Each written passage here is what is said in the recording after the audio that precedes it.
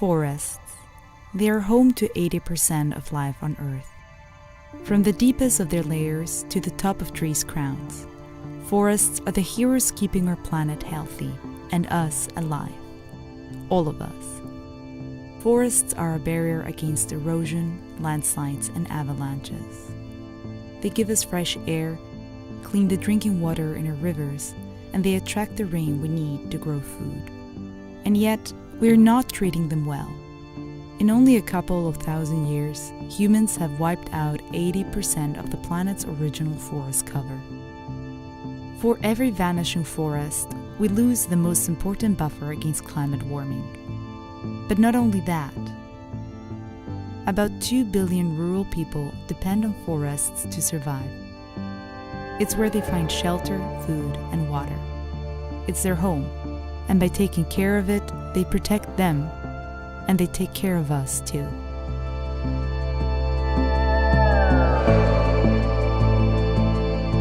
This is not a forest. This is. There are more than 800 definitions of forest. Deciding what exactly we call forest is vitally important to protect the environment. In a forest, each individual tree has a role to play, as does every animal, every plant, every living being, big and small, microscopically small.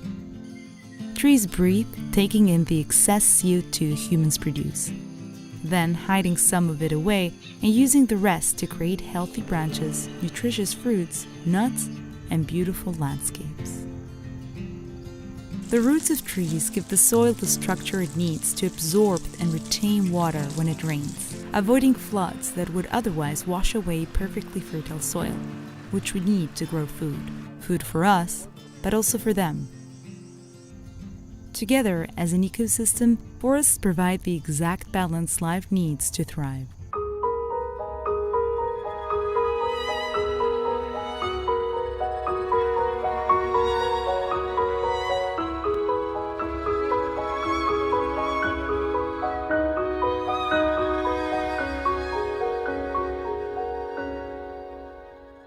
And that's why this is in a forest. The balance is completely disturbed.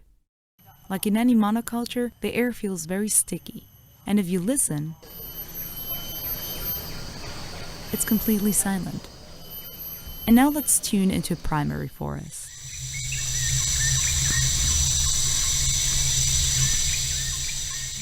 Animals can't thrive there because the presence of one only tree or plant species simply doesn't provide the necessary range of food, shelter, and nutrients for life to thrive. The soil also suffers in monocultures, like here on the left versus on the right in a healthy forest. Take palm oil plantations, for example. With no other species to compete with, they suck all the water and nutrients they need, giving nothing back to the soil, which quickly loses its fertility.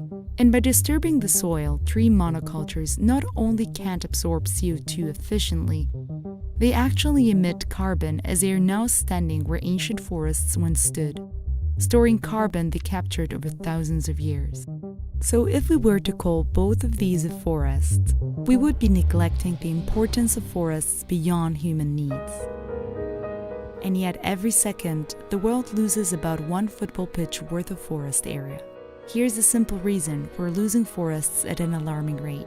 We have disconnected our everyday life from the reality of nature.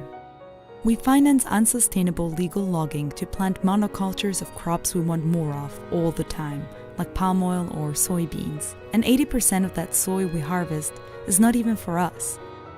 It's fed to the many cattle for whom we clear most of the world's forests to satisfy our demand for meat.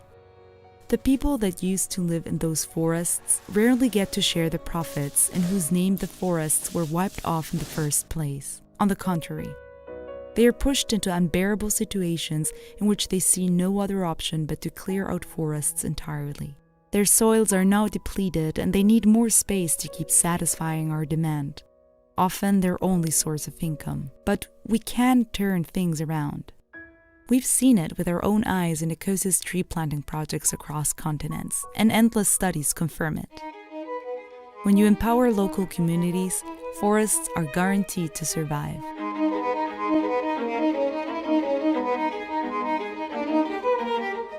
Protecting our forests can start with you, but it's not your responsibility alone. This is how, together, we can make the structural changes we need to protect our forests. Support indigenous groups or associations that help them defend themselves against outside pressures. Consume less meat, or consider following a plant-based diet. Give the industry less reasons to clear new forests. Inform yourself about reforestation and deforestation laws in your country. Is your government counting monocultures as forests in their national count? How are they protecting forests, and are they planning to restore depleted areas?